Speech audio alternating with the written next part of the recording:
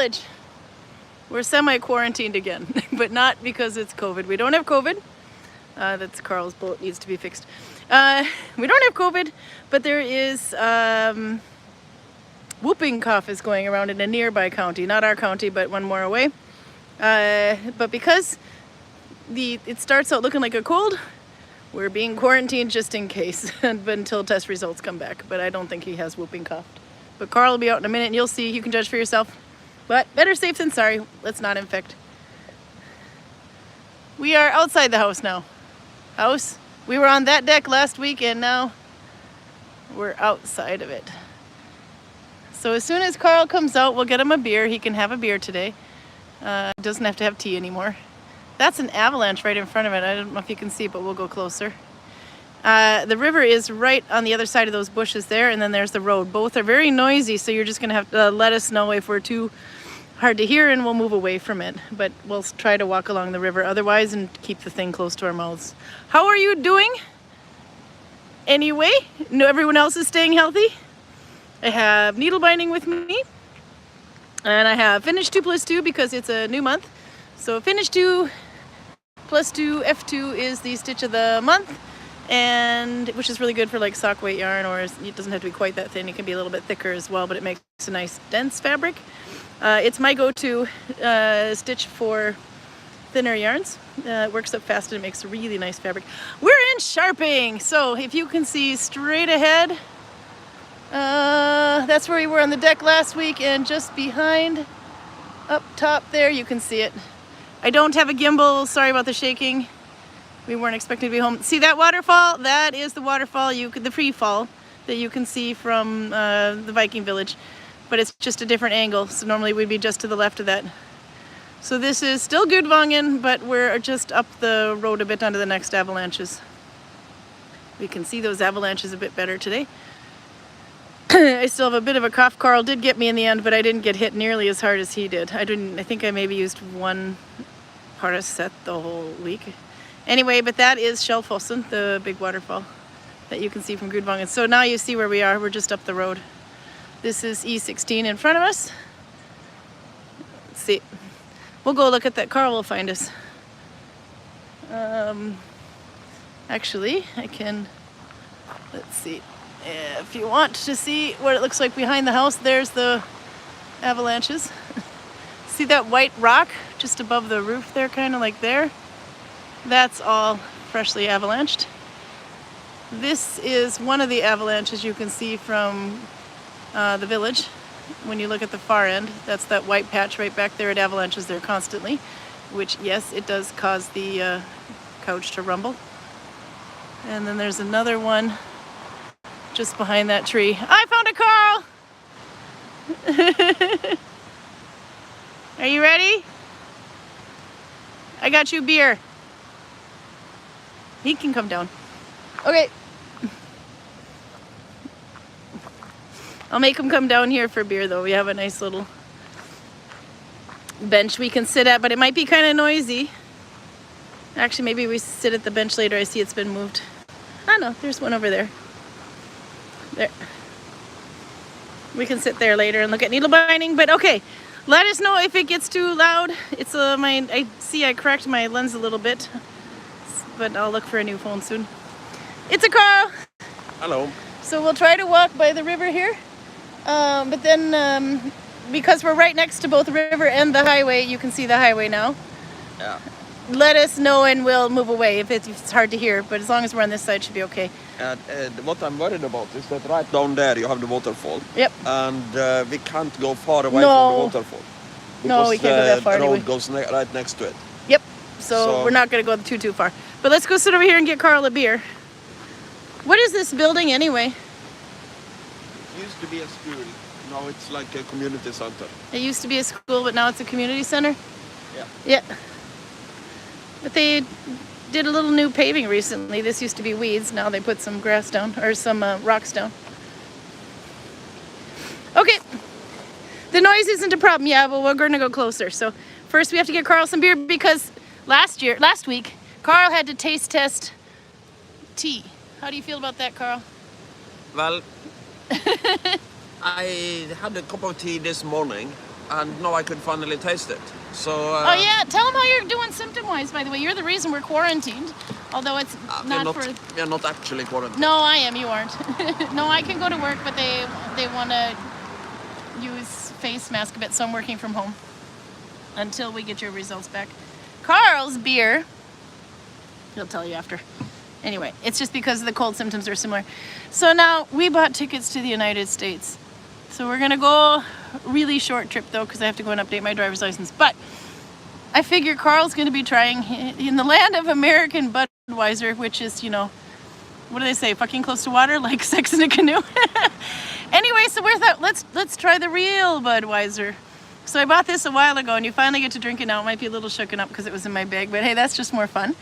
But this is the Czech. Do you know the story behind the real Budweiser, Karl? No, I'm not familiar. Apparently this is, I don't either. But apparently this is the original Budweiser came from the Czech Republic. And then American made it, and it's not supposed to taste the same. I don't know how long it's been since you've had a Budweiser, but let's try the real one. The US Budweiser is the line you said, yeah. It's like sex in a canoe, fucking close to water. So let's see if this is fucking close to water. That's okay. I'll turn around and Karl can try it. What's the percentage on that thing, Karl? 5. 5? Oh, it's already stronger than an American one. Let's see. Walking around here so we can hear him if we sit on the same side. Okay. But I see my lens might be a little affected. I got a crack like right over where the lens is on the camera on the other one way, so it's a little bit of a different color. But this is, I got this phone 4 years ago. It's time for a new one anyway. And of course he's staying a little Viking with the glass. Yeah, and if Toril shows up, you have to take a sip. Now, if the police shows up, you have to take a sip. Why do I have to take a sip if the police show up? Because according to Toril, drinking in public in Norway is illegal if you are alone. But if you are 2 people, it's a party. I'm not sitting with you. I'm just merely filming you because I'm observing you in your natural habitat. No, but if the police shows up, have a sip or I go to jail. Okay, fine. All right, so what do you think?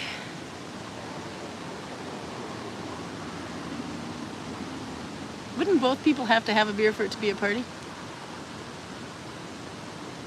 No, you're just not allowed to drink alone, I think. Oh, you're not allowed to drink alone? Yeah. Oh, that's so sad.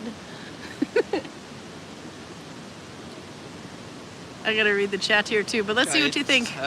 Is it fucking close to water? It looks pretty see-through. It's pretty mild. It's like a Norwegian summer beer. Yeah? A little bit stronger though, but... Well, it must be if this is 5%. It's, I can turn it here. It's... Yeah, alcohol 5%. But this is the Czech one. So we can't buy this in a regular store. We have to buy this at the wine monopoly, as it's directly translated, the Vin Monopol, which is the government that, there you go, not American. But the closer I got to Czech Republic, actually I think we were in Czechia for a little while, when I was going through Austria and Germany, Austria, etc., they would always tell me you have to have a real Budweiser. But unfortunately, I didn't like the original either. I didn't like either. I mean, I don't know if I like this one, but I didn't like Budweiser in the first place, so. This is very standard beer. Yeah? So it's a pils, as they would say in Norway. Standard beer. Oh my god, it's not water, Karl.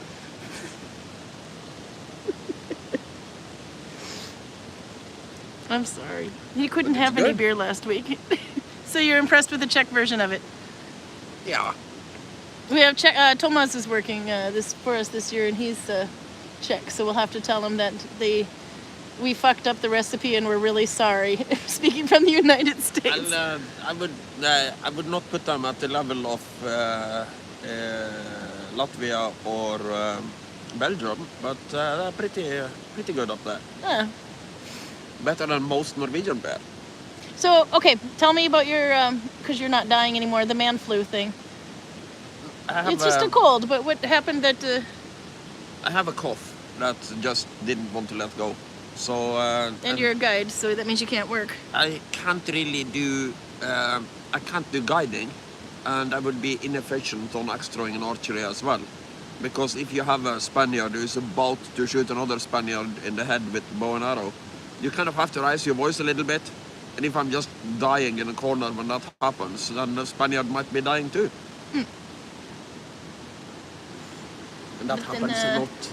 But because the county next to us had a case of whooping cough, then he has to get tested because it starts out looking like a regular cold, but what happens 2 weeks later is it turns into a nasty cough.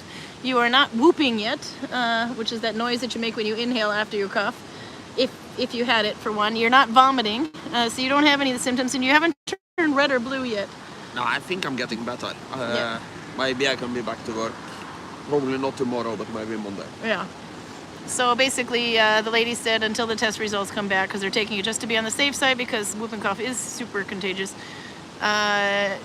Just treat yourself as if you did have it. Just be that way.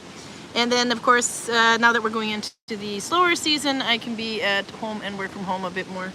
Yeah. So just to be on the safe side, that's why we're here. But ain't slow yet. No, it's not. But I have desk job, so I can do a lot of my work from home. But the other thing was, I kind of thought was interesting too. The reason, when my kids are a product of science, so it took 7 years to create them. In the 70s is when I was vaccinated against whooping cough and rubella and all those other ones, which is about the same as you. You'd also would have been vaccinated in the 70s because you get these as your kids.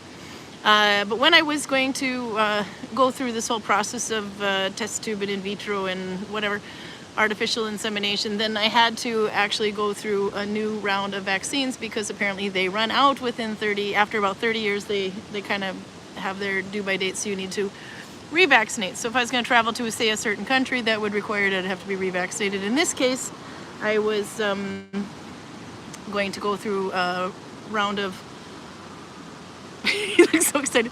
Around with trying to have kids, so therefore I had to be revaccinated. So I was revaccinated probably about 20 years ago. Karl, on the other hand, has not been revaccinated, so that's the reason why to err on the side of caution. On the side of caution. Revaccinated for polio. Yeah, but polio and whooping cough isn't the same. No. Do you want a cookie? Okay. So anyway, I didn't realize, though. I remember when they told me I had to revaccinate for this stuff. I'm like, yeah, but I've already been vaccinated. Why do I need to do that? Not like I have anything against it or anything. Because, being alive is always a good thing. But apparently they run out. Didn't know that, but do now. Well, didn't know then, but do now. So that might be an issue. So anyway, okay, enough about that. There's this big pile of rocks behind us. You want to explain what that is? Well, mountains don't last forever. They break off in tiny bits and come down. So there you go. Let's see if I turn it. This is an avalanche, but this is not the avalanche that can be viewed from Gudvangen, from the Viking village. But this one, I would say, it still comes down, but you can see it's not so white anymore, and there's trees starting to go through it. That means it hasn't avalanched there in a while, but the trees are young, so it's not exactly been forever ago either since. I have to... So give it a couple of 100 million years and this area will look like Denmark if there is no tectonic activity. No, we still have earthquakes, I'm sorry, and volcanoes and stuff. Iceland is going to be the new Norway. They're volcanoing like mad. I turned that into a verb, did you see that? I don't understand how It's a volcano, they make it taller and taller and taller. Ah, okay, like that, yes. Iceland might expand and that might cease to exist. Volcanic activity is funny like that. Let's see. I'm going to show you what I did here actually, and then I'll check the chat because I need to focus the camera away so I can show my face into it. So last week I was going to show you the hat that I did in York, but because we were away, I wasn't expecting to be. I didn't have it with me, but I brought it home today. It is not quite done. But this is needle tensioned York, which is why it looks so thick, because normally it would be much, much looser. So this is the hat I was working on. You have to hold this a minute, Karl. It's such a twisty flipping stitch. Okay, so if you look down, there you go. So it's bigger than it looks because of the stretch. But I have stopped increasing a long time ago now. I think maybe about 5 rows or so ago. But you can see it still wants to twist. It's a twisted tip. That's what he said. Yep, there you go. And this is the Eskimo yarn, which is now, I think the new one is drop snow or something.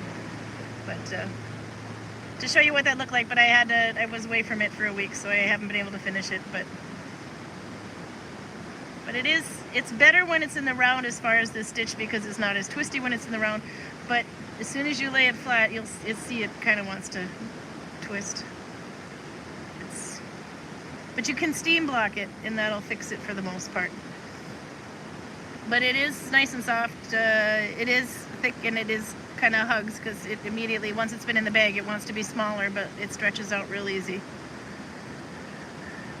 So, I can't see the chat properly because I'm holding my hand over it. Down, though, but we can play with the tip. Somebody sent you an eggplant emoji, so you might want to have a look at the chat. It's an eggplant. There you go. It's just going to stand proud while Karl has a beer, and then I'll read the chat here. That's Charlotte, eggplant emoji. Charlotte knows about eggplants. That sounded really bad. But yeah, no, it's a purple twisted eggplant. In York. F1, by the way. Okay, now I'm going to go back to the chat. I haven't said hi to anybody yet. So I see Nella's here, Garcia's here, Rhonda's here, Charlotte's here. Rhonda's trying to finish her actual first Nalbinding project, the mittens that she started in March 2020. Laugh out loud. It was a spin-off Mittalong on Ravelry. Oh, I think it's time to finish. But if it makes you feel better, I started this hat a month ago, and I'm still not done. And normally it takes me about, I don't know, 4 or 5 hours to finish a regular hat and also stitch. Give an extra hour because I was needle tensioning this. Good health to Ann Decker. She's in the hospital for operation. I didn't know that, actually. That's. I hope she's okay. I have to catch up. You know what I didn't realize, because we were home on Sunday, but it's been such a while since I've been available on Sunday. We could have joined Zoom. She has a Zoom chat every Sunday. And Nella, since you're here, you'd probably know best. Do you know if she's going to have a Zoom tomorrow? Because tomorrow I'm not at work either. If she has an operation today? Yeah. She's a Wonder Woman. She can do everything. Could she send That's what we in She Norway... can Zoom from the hospital. It'll be fine. That's what people in the eastern part of Norway would refer to as det hårete ballefaktor. It would be a hairy ball factor, as he called it. Anyway, if she happens to be, but I hope she's doing okay, and tell her I said hi. Okay, let's see. More of the blue hat here, or the purple hat. I'm colorblind. Okay, back up because I have to see. Rhonda says, since I knit, crochet, and needlebind, I actually don't have one single complete pair of mittens. I figure I should finish something. Do you work on them in tandem, you know, where you do like the cuff of one and then the cuff, if you're starting at the bottom, you do cuff of one and then you do the cuff on the other one, and then you go back to the first one, do a little bit more of your increases, and then the other one and you kind of keep working a little bit on each one at the same time? It makes it go a little bit faster, because at some point when you say, fuck it, I'm not going to do it anymore, you just end up with wrist warmers with no fingers. And then as you get a little further up, you get the thumb hole, maybe a couple more rows, and then you have the fingerless gloves, because you can still say, oh, fuck it, I'm not making mittens at this point, and be done that far. And then, okay, then you put the rest of the mitten on the top, but no thumb, and that just looks screwed up, so now you have to have the thumb.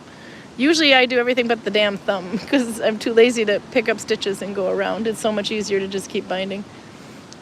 That's my problem with it. But I have to make 2 at a time. If I make 2 at a time, I have a better chance of finishing. Would it be possible to use all 3 techniques on one mitten? Yeah. So a Franken mitten, that is... A Franken mitten, yeah. You can start in the middle, kind of work a little this way. I did that on I did that on Karl's fingerless gloves. You can see that one, the tutorial on Instagram. You got to go down until you see a tutorial where it's like this, and Karl's wearing them. That one, hold this like this. There we go, Karl.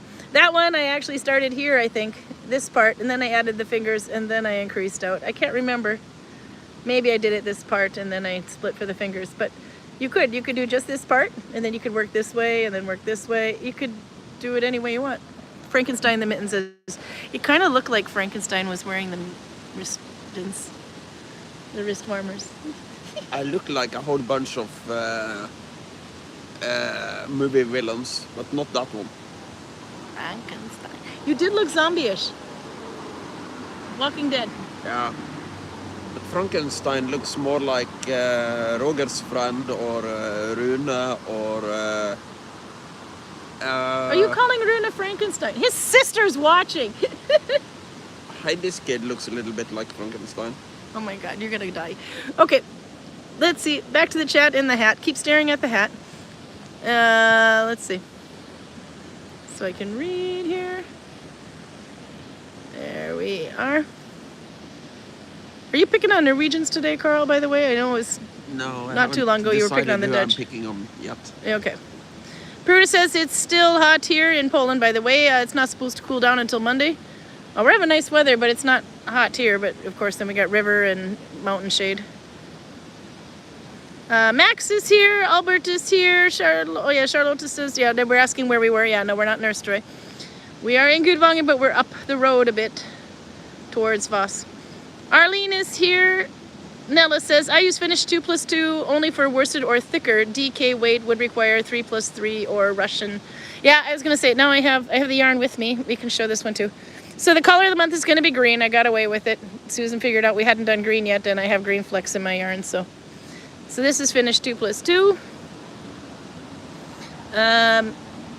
But this weight, I don't know. It's not the thinnest of sock yarn. It's the slightly thicker one. So maybe, I don't know if I'd call it worsted, but it's not DK.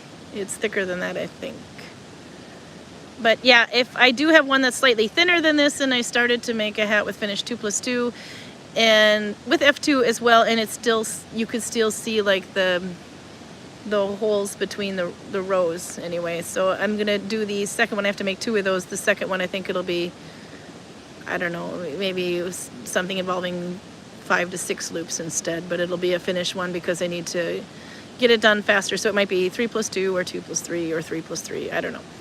But the movement of the Finnish stitches where you're going one way in and then one way out, for example, is just embed into my brain. So if I want a vacation, then that's what I do.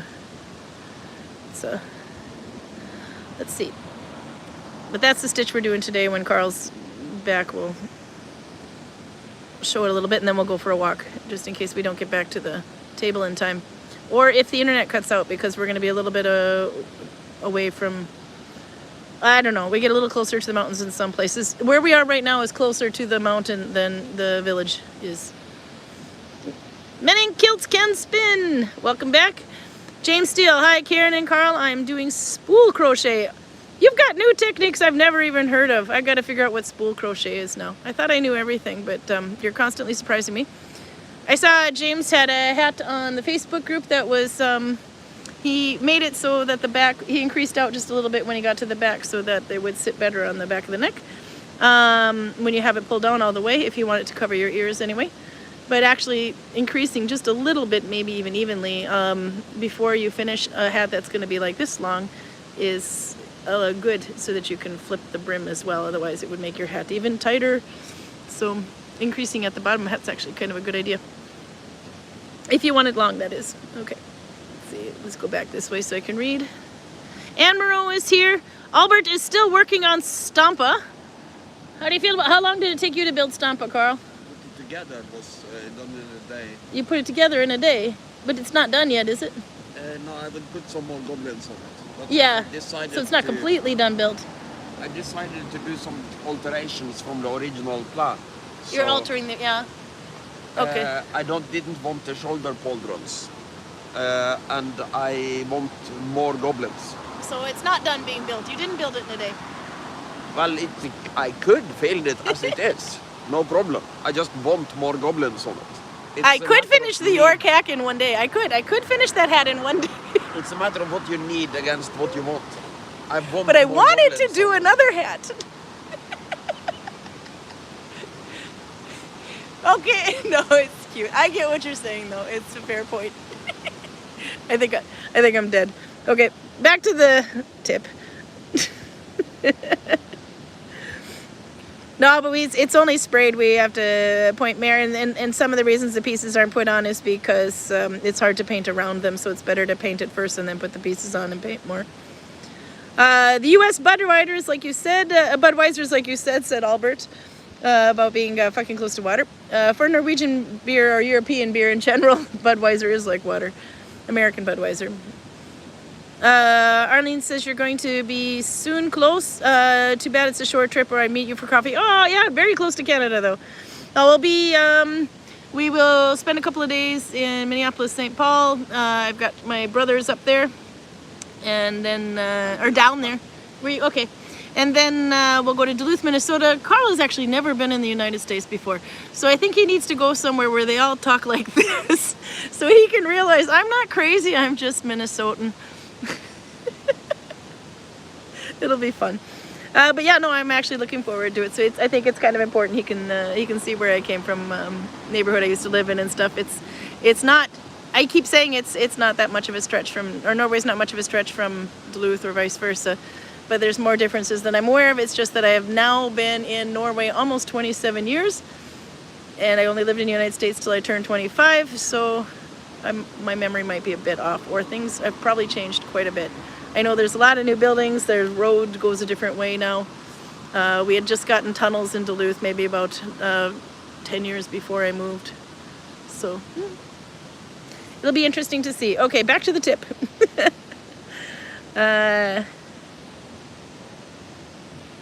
Let's see. But yeah, it would absolutely be fun to see. We won't make it up to Canada, though. It'll be unfortunately too short of a trip, but that would be quite fun to do. I haven't been to Canada in probably 20 years now. Albert said I had 6 in 3 hours, so I didn't feel or taste anything. Oh yeah, that was of the real bud. Or the American bud, not the real bud. That's the real bud over there. Audra is in Trondheim. Welcome back.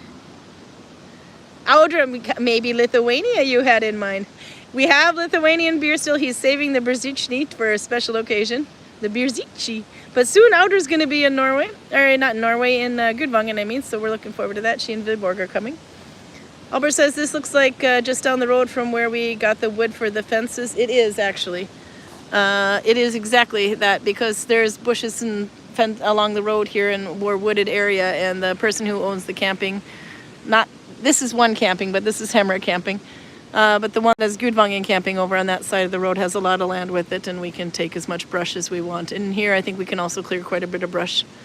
So we made our fences, or you guys I should say, made the fences outside the village out of a lot of this stuff. Let's see.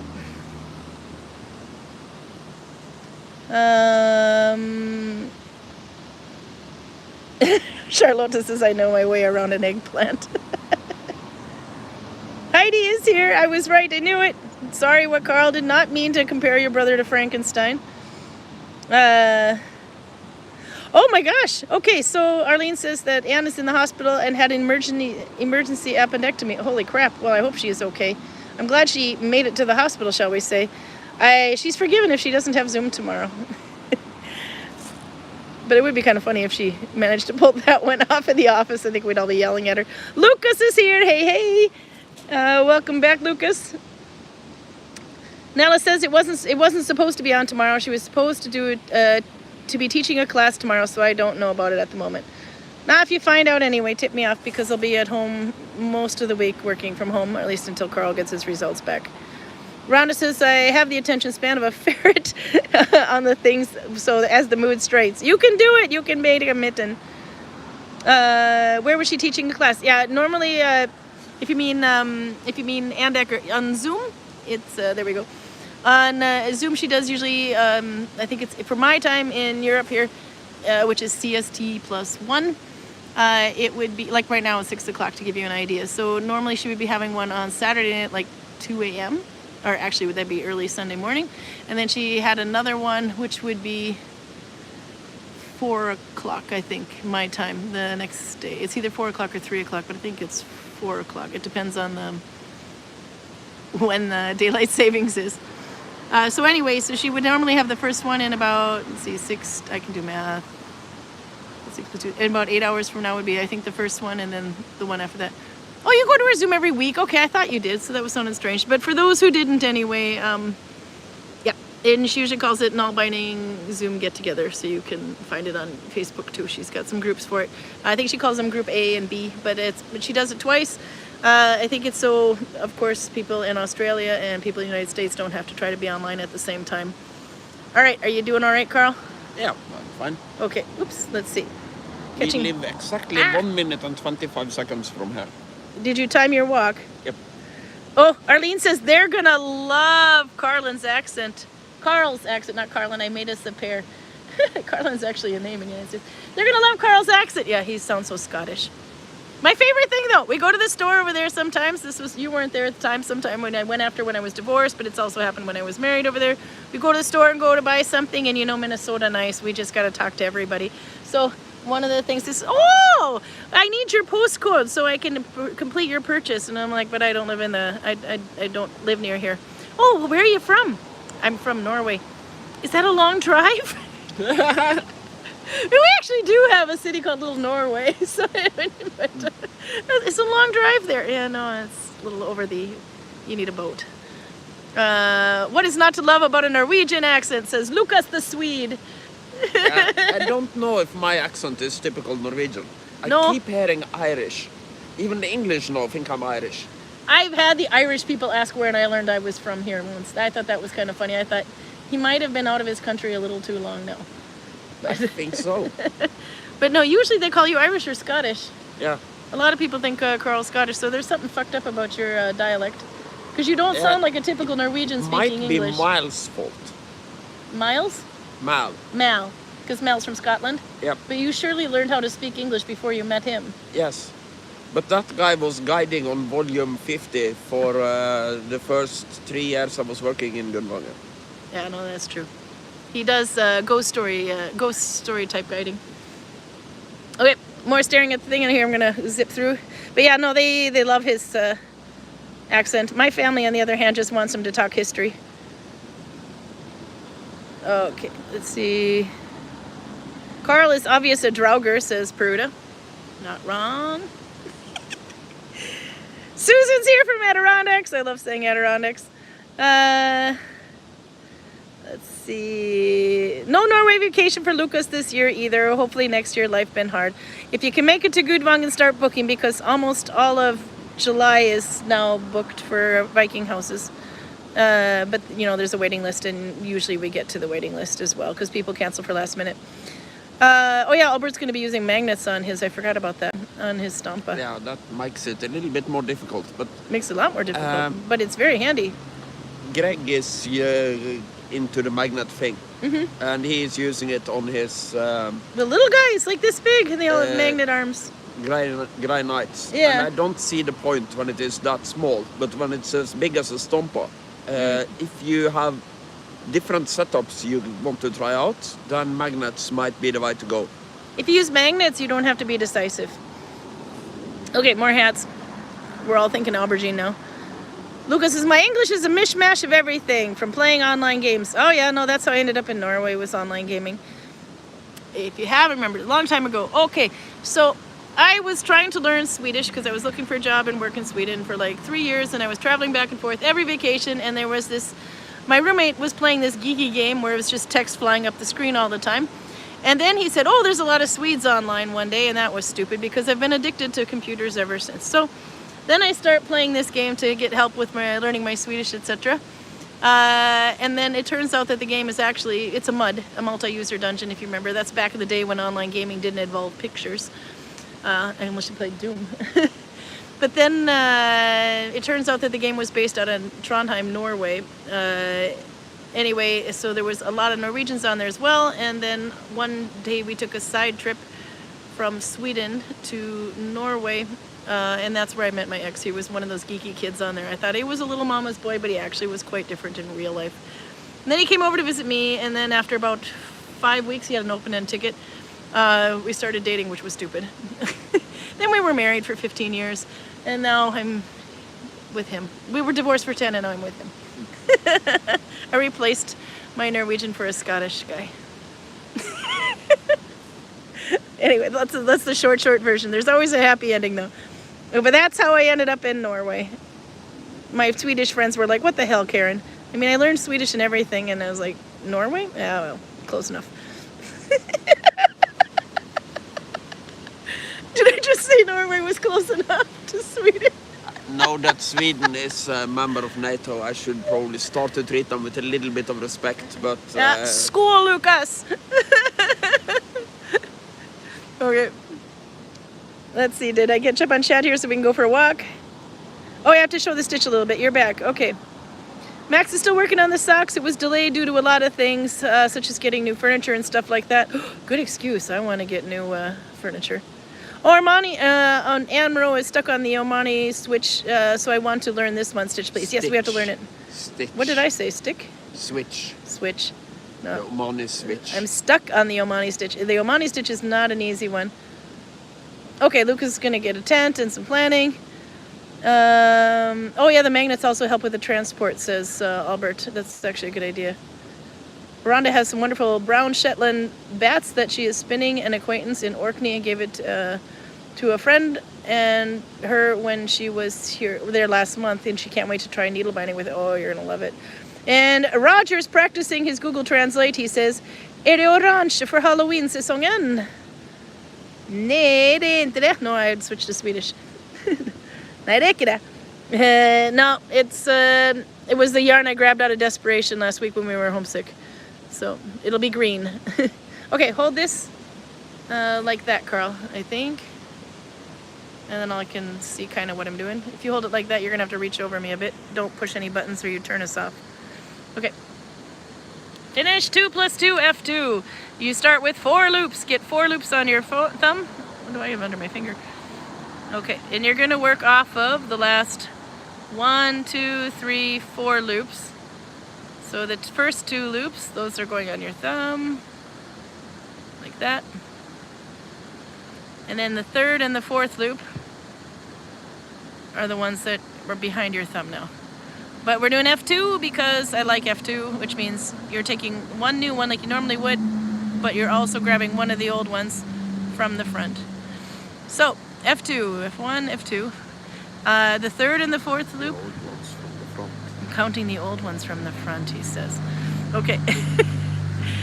So the 3rd and the 4th loop, but on my thumb I'm going away, and then I'm turning and going under the 1st and the 2nd loop, just like you would do the Oslo stitch, and then under this one as well.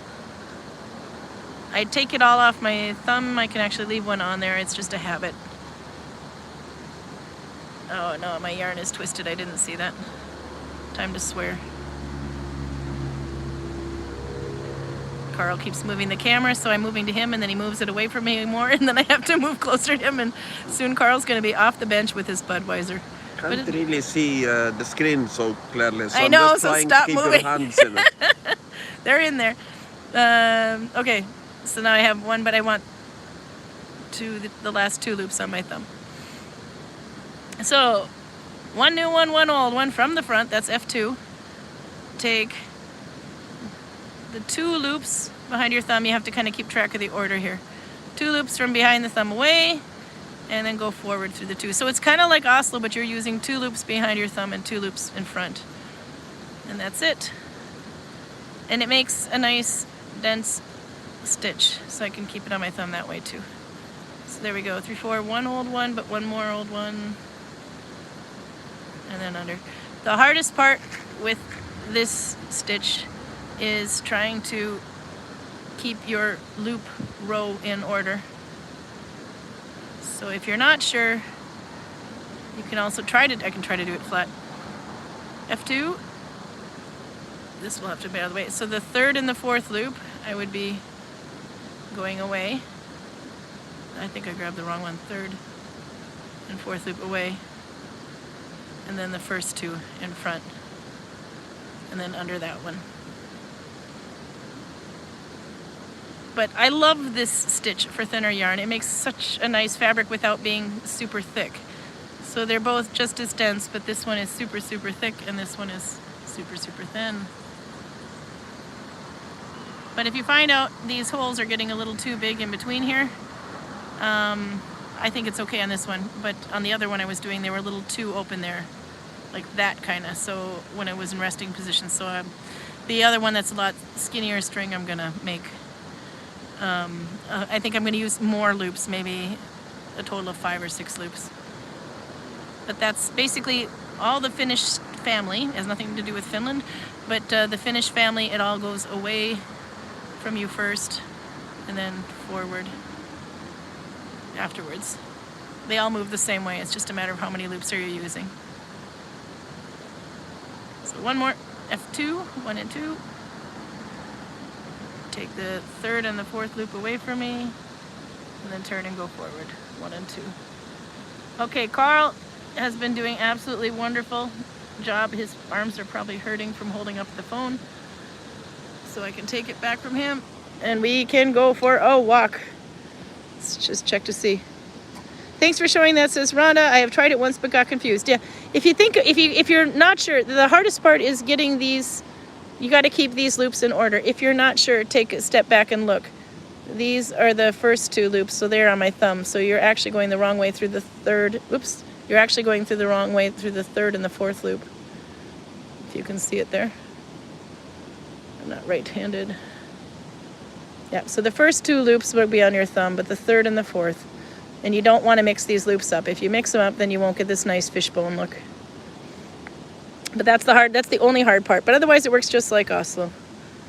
Pruda says, I'm still looking for a nearby place to buy yarn. I might have to go to Berlin if I don't have any luck. Oh, keep looking, you will find it.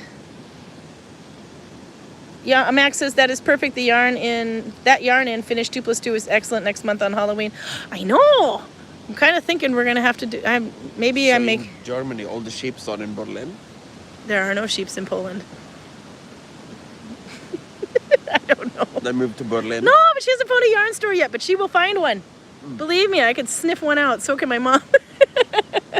If there's a yarn store, we will find it. It's like Starbucks. That way. There's no Starbucks near us, by the way. Okay, I'm gonna hold this 1 second, Karl. I have to put my stuff in the bag. Oh, good. Let's do this then. You get your hand in the way. I'm gonna take a cough drop too. There you go, Karl. That's a good scenery. We're gonna walk down that path that actually goes to the left of the one that Karl's looking at. Jesus, I'm missing the gimbal. I know, the gimbal kept everything so nice. We'll continue from the United States as well. We'll just have to change a couple of dates, but we'll bring the gimbal with us.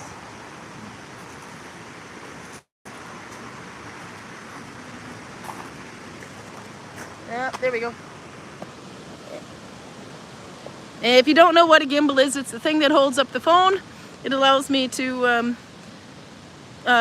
switch from right to left, like this way or that way, really quickly, but it also keeps it from shaking so much. So we definitely miss the gimbal, but we're going to borrow it and bring it from the US, and we'll continue doing this from the US. I don't know if we'll be able to go on a Saturday, or it might have to change to a Sunday or a Friday, but we will. Okay, we're going to go down this road here, and it might be a little loud because we have both the traffic on the road and the river. All right, ready, Karl? The road won't be a problem for long, but the river might be. Yeah, okay, Karl's gonna have to provide detail. He's been living on this area longer than I have. But we should hit an avalanche soon, and hopefully the connection won't be a problem. This is the road we're gonna take. So I took a picture for the thumbnail of a stone wall, which is a bit like this one here. There's a lot of these stone walls in Norway. And Karl can tell a bit of that. By the way, that's the house we're living in. It's like 100-some years old. And for some reason, it hasn't been hit by an avalanche yet, but now you can see it a bit better. When I do say we live under an avalanche, I'm not kidding. That's an avalanche. This is the river. It's a little lower today because you can actually see the rocks popping up. When there's heavy rain, those rocks disappear. Okay. What is the deal with the stone fences?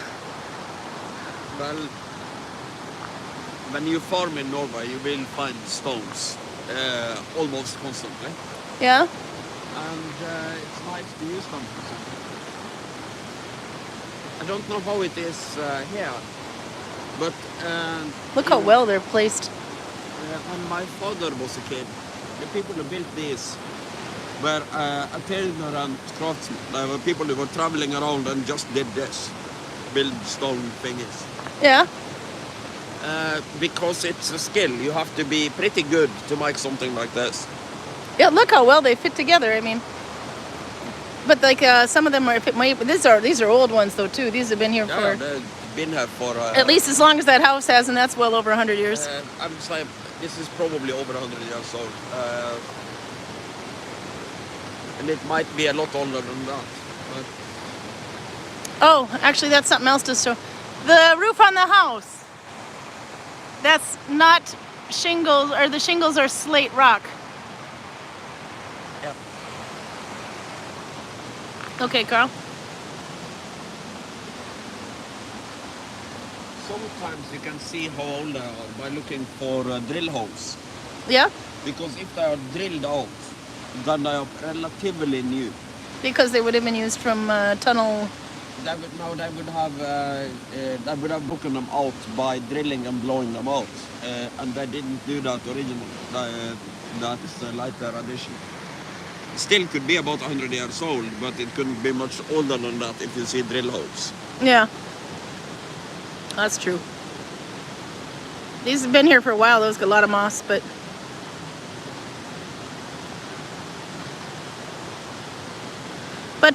this is often seen where they're splitting their farmland. You know, like between one farmer and the next farmer, Yeah, or the farm's land anyway. They split it that way. to keep animals like cows and so on in. That's the berry, one of the berries we were talking about yesterday. This is red currant. You can eat them, but you might need a lot of sugar. These are good. You like these? I don't, but my kids like them anyway. But there, you can see better there. And they are not very big. If you want to pick them, I'll cook them, but I'm not gonna. I made cookies with them though, with lemon. And apparently you're gonna eat one? He's doing it. What do you think?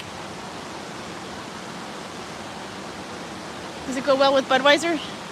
No, they're completely fine. I remember the strongest being the taste as being stronger than it is.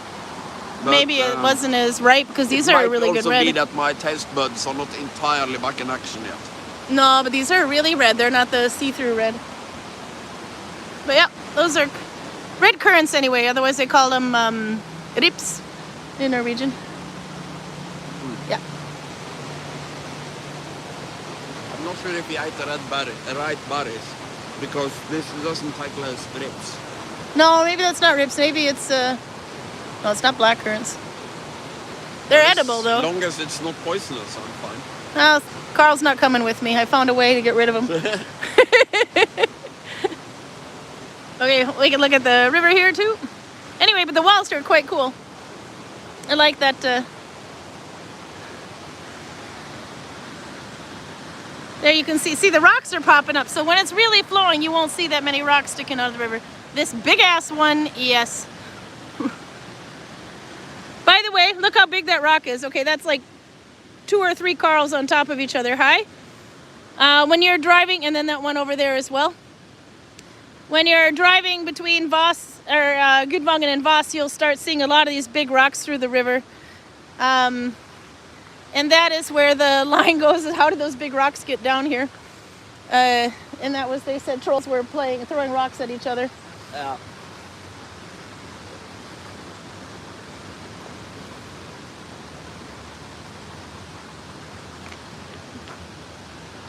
It's much clearer today.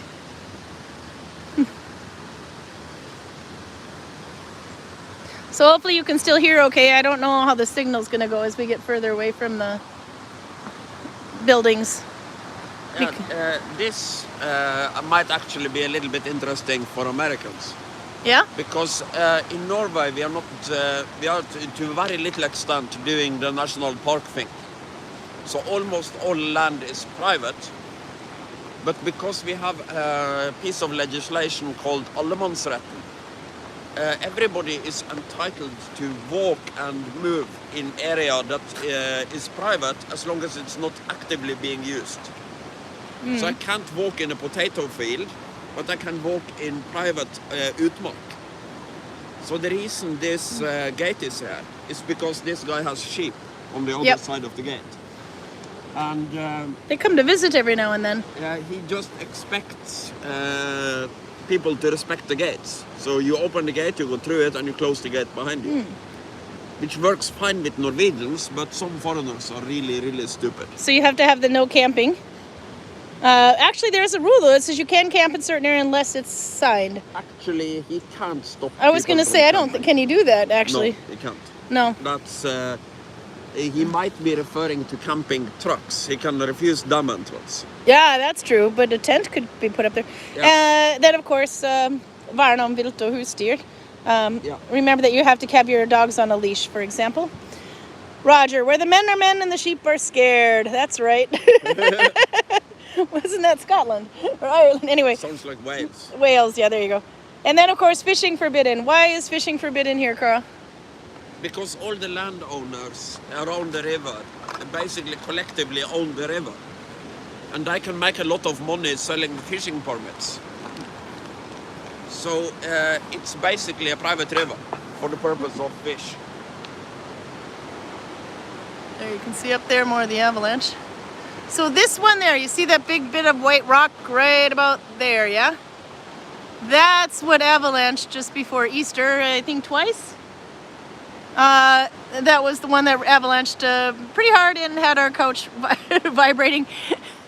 And it was actually not too long ago we had an earthquake too.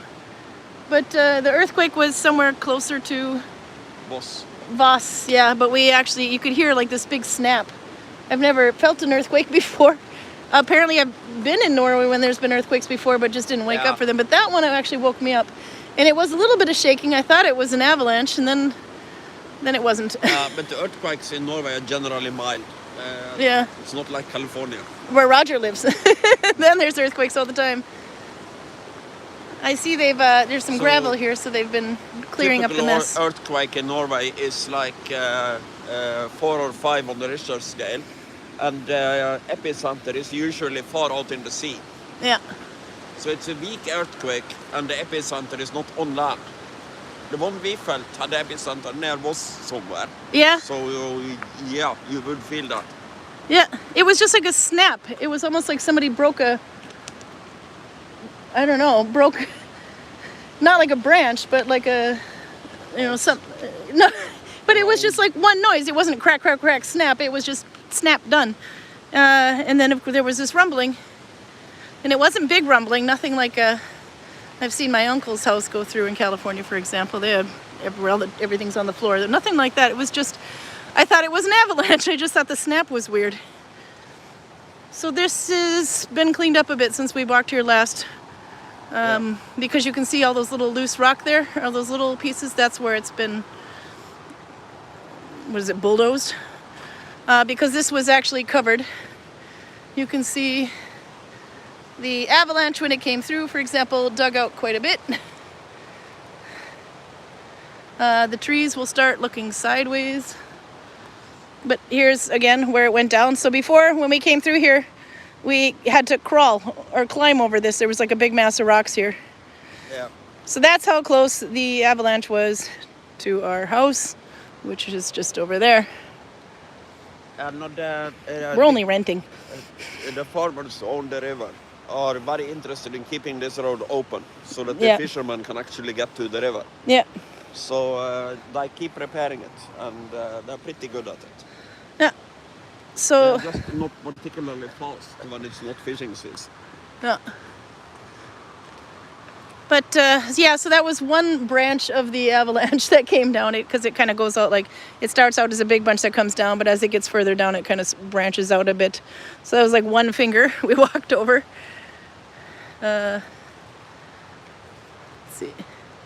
There's some chat I got to catch up on too, if I can do this and read it at the same time.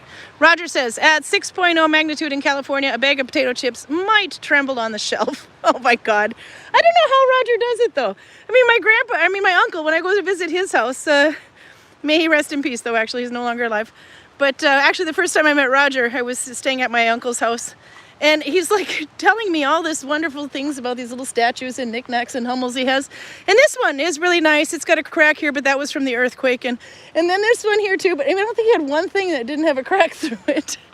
all these dishes and things that he had No, collected. but you build for the conditions you exist in. An earthquake that would be barely noticeable in California would completely destroy a whole town in places like Iran and Turkey. Yeah. Except unless you're Floridian, in which case you don't build for the conditions you live in, you build for the conditions you think you're living in. Yeah. Here we got some more rock again, so it's been spread out a bit. I don't know if we're going to get to the really big vein of it. I think that might be too far away for the internet to make it. Menenkild says, that's interesting. In U.S., individuals can own the land and the river is regulated by government. Pruda says, I lived in Japan for 5 years, but I only ever got scared by one earthquake. Oh, they had some big ones over there, don't they? Max says, oh, yeah, he's replying. Let's see. To see. Nella says they are very late in the season, so I assume that is why they are milder. Yeah. I'm reading backwards, so this just makes. Can you make a pumpkin out of Nalbinding? Yes, you can. Ann Decker did one. She made a recipe for that, I believe. A pattern for it. There's like a crochet pattern that you could adapt quite easily to pumpkin or to needle binding. Because it doesn't matter if your pumpkin's this big or this big. So if you see a crochet pattern for a pumpkin or even a knitting one, kind of just mock it in the same with needle binding. And then you have like these strings that you tie from the bottom to the top that kind of squish everything together and give it those pumpkin ridges. And you can do that with needle binding too. But I'm quite positive somebody did a pattern for that. I think it was Anne. But then you'd find it on her blog if that's the case, nullbound.com. Roger says, California home construction is made of wood frames, so the building would flex with the earthquake shaking. Yeah. But it's like whenever I am here, Yeah. I keep seeing buildings and I go, you can't do that. That's insane. Because where I'm from, it's a lot more windy than it is here. Yeah, because So- it's much more, well, we saw that in the Celia videos. Yeah. It's much more space between you and the rock wall. And everything is built to survive a hurricane. And you're right on the ocean too. There you can see more of the, oh yeah, they've cleared out tons. But anyway, you can see more of the avalanche that came down there. It's spread out here as well. This was so bad that I was actually contemplating going back down again when we come up here. Yeah. Carl and I were literally on all fours trying to crawl over the damn thing. Because the rocks also, when they fall down, they are not packed, they're loose. So if you take a step, you could actually start rolling with the rocks down the hill even more, down the mountain. But yeah, all of this was much bigger.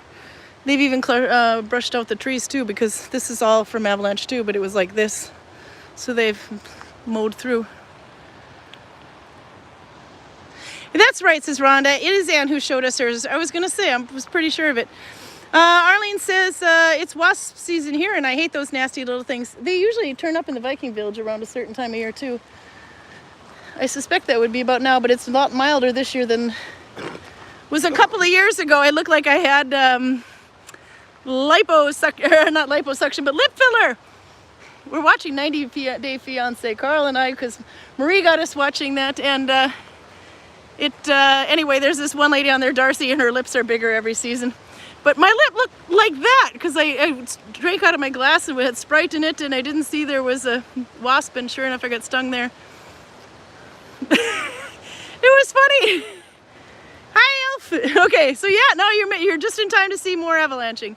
This is the avalanche that came part of another branch, or like another finger of the rock slide that came down. But they've since cleared it out because, as Carl was saying, they want you to be able to come here so you can buy the fishing license and fish and such. He has a better explanation to that than what I said, but just roll back. Anyway, but yeah, you can see it's all quite cleared up. You can see how deep it was. We've been walking through it for a bit too. It's started behind us. So we don't know how far we will get for the house. I'm actually happy to hear it's not as loud as I thought it would be at this point, because the river's not raging nearly. You can see, when you see rocks poking out, that means the river's not raging as much as it was. But It hasn't been raining so much lately, so... oops, there we go. No, oh, people. Actually, it looks like Renee.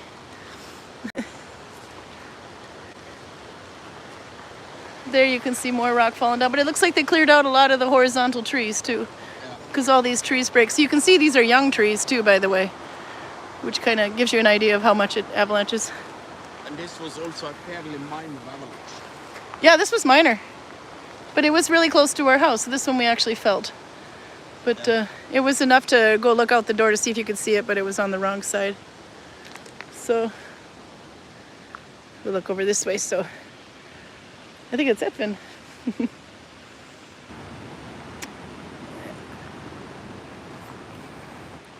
Welcome home. He works at the Viking cafe and for the hotel that's in the village. They must have been done at around 6, so that makes sense that how long does it take you to walk this road when there isn't an avalanche to climb over? Now that it's been cleared, it should be much easier. I think I normally used 49 minutes walking from the Viking village and up to our house. Is that like creepy Draugr pace, or were you? That's my normal walking pace. Oh, okay. And my normal walking pace when I'm wearing normal shoes, not Viking shoes, it's slow, but it's not super slow. There, if you're not sure where we are, by the way.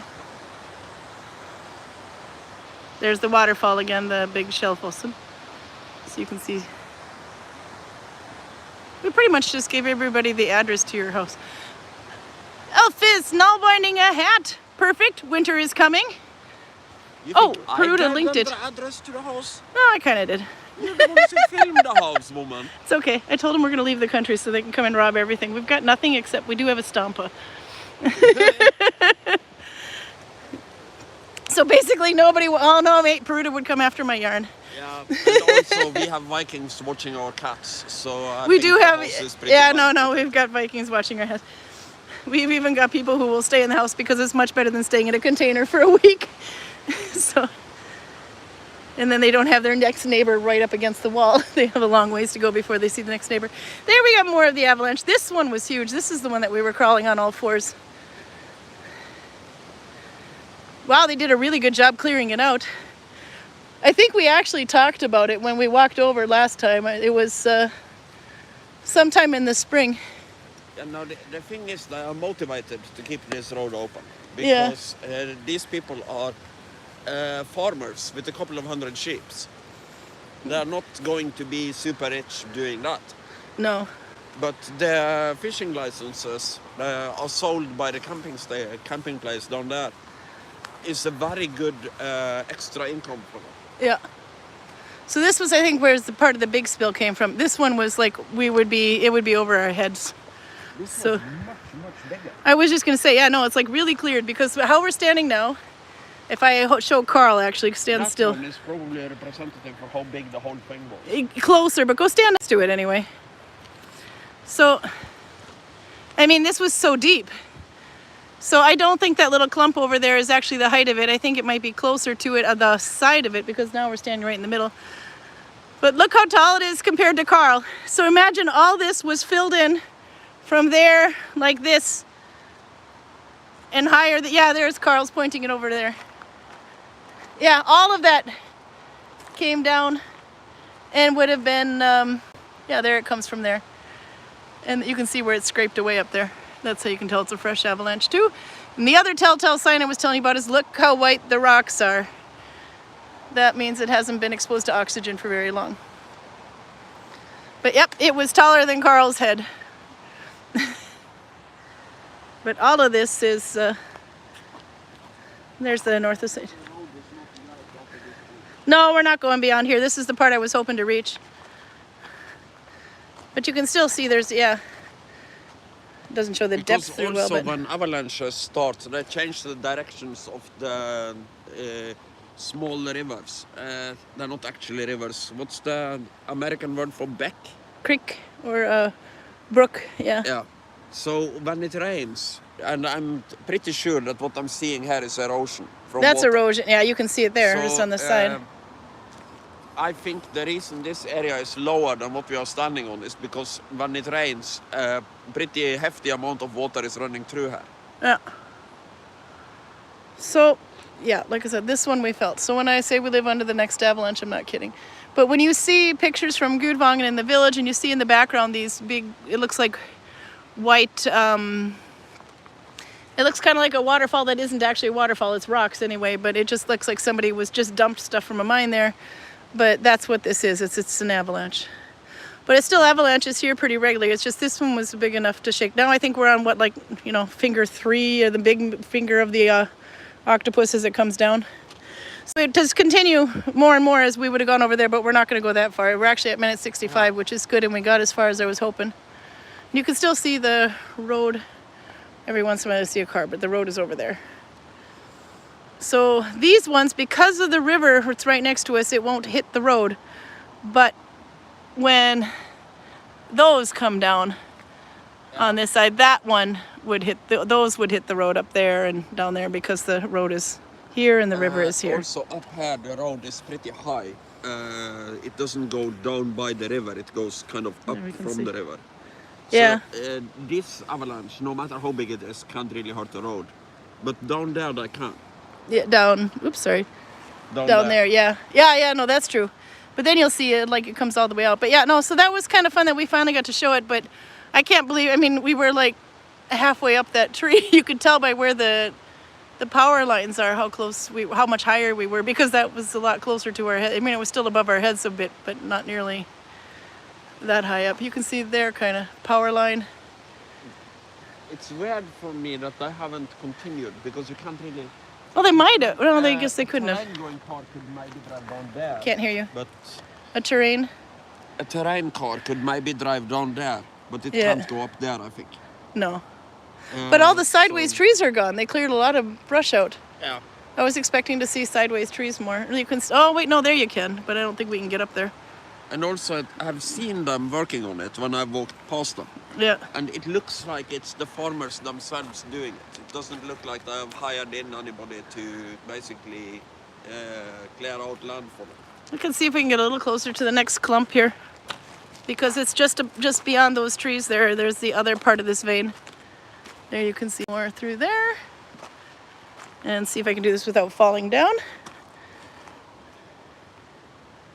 Yeah, no, I think we're okay. It's packed enough to walk on it. If I break my leg, Karl knows where the hospital is. There, you can see more.